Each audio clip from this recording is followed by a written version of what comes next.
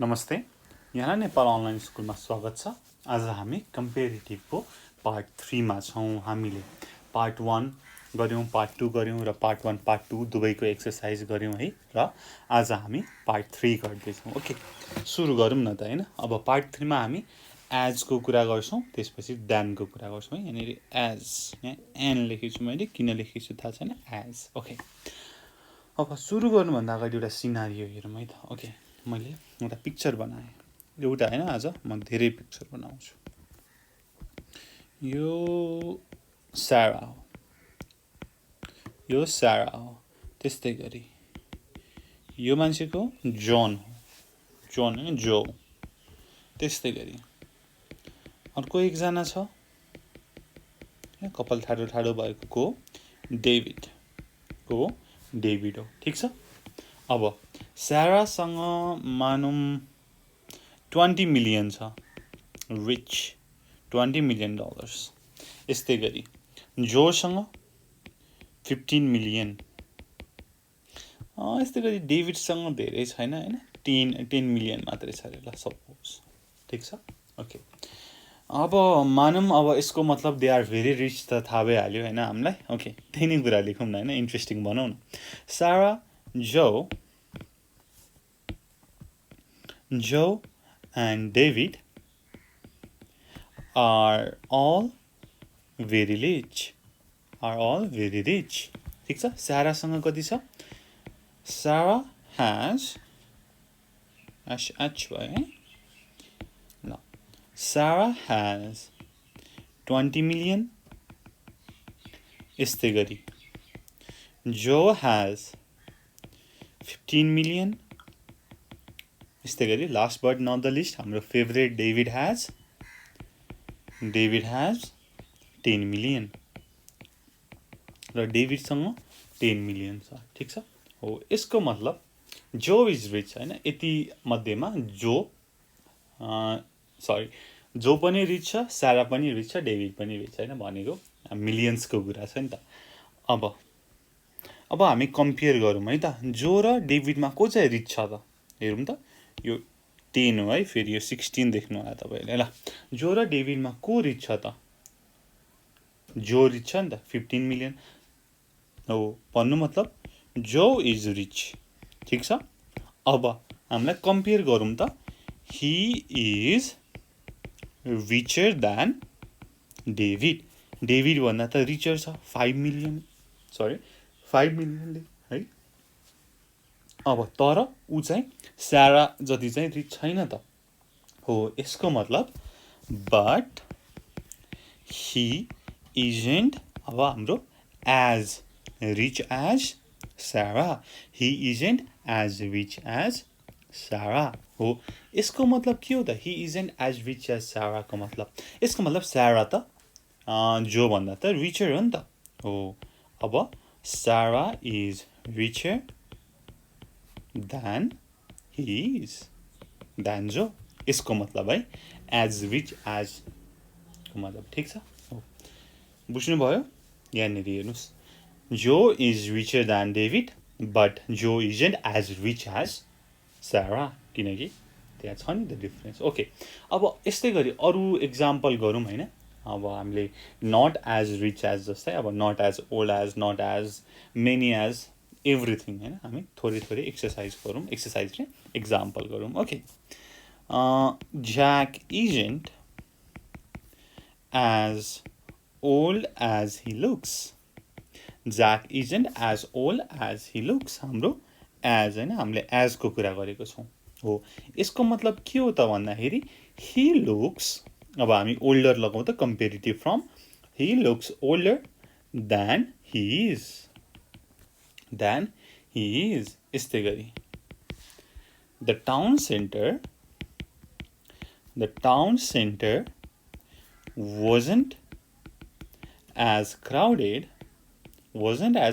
as usual हैन, पहिलाको भन्दा धेरै क्राउडेड थिएन भन्ने कुरा बुझ्यो। तर अब यसलाई कम्पेरिटिभमा हेर्दाखेरि, अब क्राउडको त कम्पेरिटिभ मोर क्राउडेड हो नि त हो, सरी मोर क्राउडेड, यस हो। अब यसलाई लेख्दाखेरि it is usually more crowded, more crowded भनेर बुझियो। यस्तै गरी I don't know as many people as you do. I don't know as many people as you do भनेको you know more people than me भनेको हो नि त। के त you know more people than me। ठिक छ हो, यो not as को कुरा छ हैन, यहाँनिर हामीले नेगेटिभमा लेख्यौं not as को कुरा। ठिक छ। अब यसपछि कुरा गरौँ थोरै not so as। ओके, यहाँनिर ल यस्तो कीवर्ड आइरहन्छ है, my bad.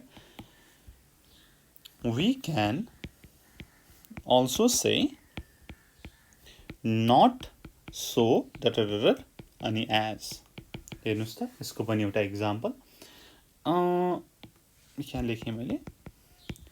It's not warm but it's not so cold as yesterday। हेर्नुस् त। अब यसलाई मैले अर्को रिफ्रेज गरेँ। It's not warm but it's not so cold as yesterday लाई मैले लेखेँ It's not warm but it's not as cold as yesterday। Not as cold as yesterday। ठिक छ, यो दुवै मिल्छ। हामीले not as लाई not so पनि गरेर लेख्न मिल्छ है। अब हाम्रो not as कै कुरा आयो। अब not as को कुरा आउँदाखेरि less than। जब less than को कुरा आउँछ, less than भनेर आउँछ, less than is similar to not as। यो हामीले जुन माथि हेर्यौं, यो not as सँग less than सिमिलर छ। अब कसरी सिमिलर छ त, एक्जाम्पलबाट हेरौँ। एक्जाम्पल नहेरी कुरै भएन।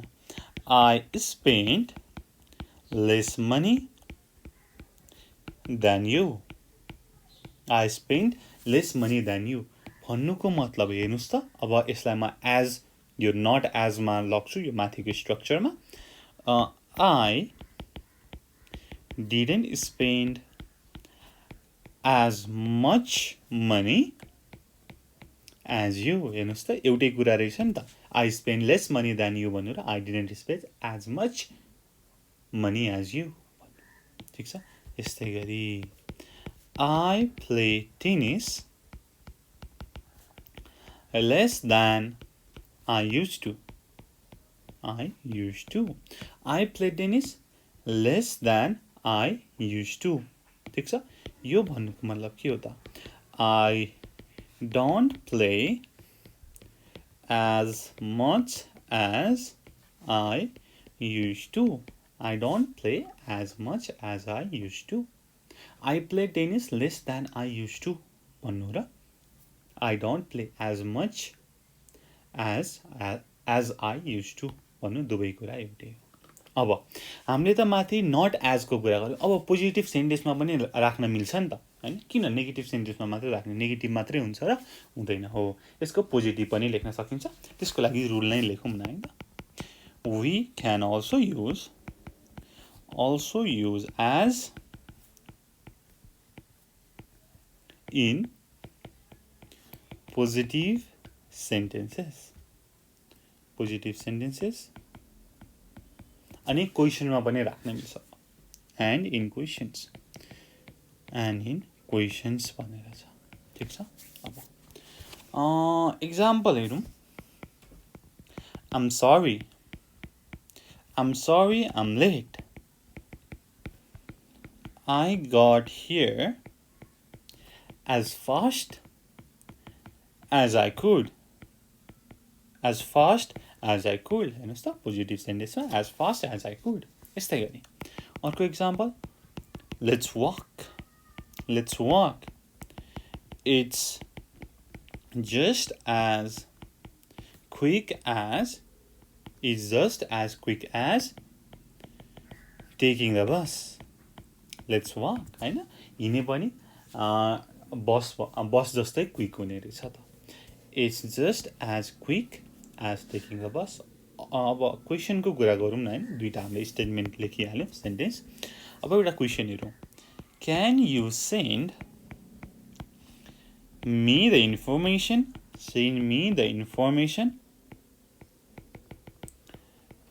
as soon as possible please as soon as possible please गर्यौँ हैन हो हेर्नुस् त as soon as जति सक्दो चाँडै हैन के अरे as soon as possible लाई ASAP लेख्छ है क्यापिटलमा ASAP तपाईलाई चाहिँ केही कुरा तुरुन्त चाहियो भनेदेखि यो चाहिँ बढी बोल्ने स्पोकन इङ्ग्लिसमा युज हुन्छ है अब तपाईँले चाहिँ एकदम चाँडै चाहियो भनेदेखि तपाईँले एज सुन एज पोसिबल होइन तुरुन्त चाहिन्छ इमिडिएटली होइन कोड रेड भनेको जस्तो एकदमै इमर्जेन्सीमा चाहिएको छ भनेदेखि तपाईँले एज सुन एज पोसिबल भनेर बस्नुहुन्छ त हुँदैन नि हो त्यसको सट्टा तपाईँले एसएप भने नि हुन्छ एएसएपी भने पनि हुन्छ कम हियर एएसएपी भनेर भन्नुभयो भने तपाईँले come here as soon as possible भनेर बुझ्नुहुन्छ है यो चाहिँ थोरै यो चाहिँ स्पोकन इङ्ग्लिसमा मात्रै युज हुने कुरा हो है यो चाहिँ प्राय रिटन इङ्ग्लिसमा युज हुँदैन यो चाहिँ अनि प्लस एउटा के अरे इन्फर्मल वर्ड पनि भयो एएसएपी भन्ने कुरा as soon as possible okay यस्तै गरी हामीले क्वेसन पनि हेऱ्यौँ अब हामीले एजकै कुरा गर्दैछौँ अल्सो हामी के पनि भन्न सक्छौँ त ट्वाइस एज यस्तै गरी थ्राइस भन्दा पनि 3 टाइम्स एज यो यसरी गर्न सक्छौँ अब एक्जाम्पल हेरौँ एक्जाम्पल नहेरिकन त हुँदै भएन नि हैन okay petrol is twice as expensive as it was a few years ago. Petrol is twice as expensive as it was a few years ago. यस्तै गरी their house is about 3 times को कुरा गरौँ about 3 times as big as ours. हैन हाम्रो भन्दा 3 गुणाले ठुलो छ अथवा their house is about 3 times the size of ours भनी लेख्न सक्नुहुन्छ ठीक छ अब the same as को कुरा गरौँ the same as है एक्जाम्पल येल्लोले लेखौँ न ब्राइट कलर छ Laura's salary is the same as mine. Laura's salary is the same as mine. अथवा Laura gets the same salary as me. अथवा Laura gets the same salary as me. Laura gets the same salary as me. यस्तै गरी David को कुरा गरौँ David is the same age as यहाँ माथि हामीले कुन क्यारेक्टर लेखेको थियौँ David Jo okay David is the same age as Jo लेख्न सक्छौँ त्यसपछि हाम्रो फर्स्ट क्यारेक्टर के थियो माथि पैसाकोमा सबैभन्दा धनी साराकै कुरा गरौँ सारा hasn't changed she still looks the same as she did 10 years ago. Okay, हामीले यसरी प्रयोग गर्न सक्छौँ the same as है the same as David is the same age as Joe. Laura's salary is the same as mine. Laura gets the same salary as me. बुझ्नुभयो अब यसपछि थोरै दानको कुरा गरौँ अनि we will end this than me than I am than us as him हैन त्यसपछि than we have यस्तो छ यस्ता मैले यसै कुरा गरेँ अब एक्जाम्पल हेरौँ न अब चाहिँ सेतोमा लेखौँ न हैन okay you are taller than me than me. अब यसमा हेर्नुस् त, you are taller than me मा you are taller than I हुन्छ त, हुँदैन नि। अथवा तपाईले यसलाई के पनि लेख्न सक्नुहुन्छ त, you are taller than I am. You are taller than I am, तपाईले am लेख्नु पर्यो। यस्तै गरी अर्को एउटा example, he is not as clever, he is not as clever as her, he is not as clever as her। अथवा he is not as clever as she is। यस्तै गरी they have more money than us, they have more money than us, र they have more money than, अब we लेख्नु पर्यो भने than we have है। यो चाहिँ थोरै बुझ्नु पर्यो। अब लास्ट एउटा एक्जाम्पल लेखौँ हैन, अब सक्मुनि नै यो भिडियो सकिने भएपछि थोरै लेखेर गरौँ न हैन। Okay, I can't run as fast as him।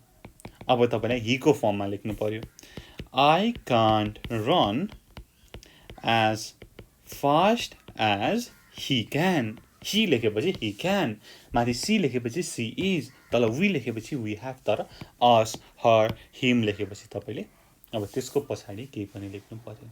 ठीक छ, अब यो चाहिँ थोरै बुझ्नु पर्यो र यसको एक्सरसाइज गर्दाखेरि चाहिँ यही कुरा ठ्याक्कै इम्प्लिमेन्ट हुन्छ है। ल तपाईले चाहिँ यति बुझ्नु भयो भनेदेखि एज को चाहिँ इम्प्लिमेन्टेसन र देन को इम्प्लिमेन्टेसन, र यसको रियल इम्प्लिमेन्टेसनको लागि चाहिँ तपाईले यसको एक्सरसाइज हेर्नु होला, हामी गर्छौं र तपाईले पनि हेर्नु होला, र केही बुझ्नु पर्यो भने हामीलाई भन्न सक्नुहुन्छ। त्यति भन्दै यो भिडियो यही टुङ्ग्याउन चाहन्छु। Thank you so much for watching. Until next time, good bye, keep learning, जय 𝘁𝗂𝗂𝗍, पिस।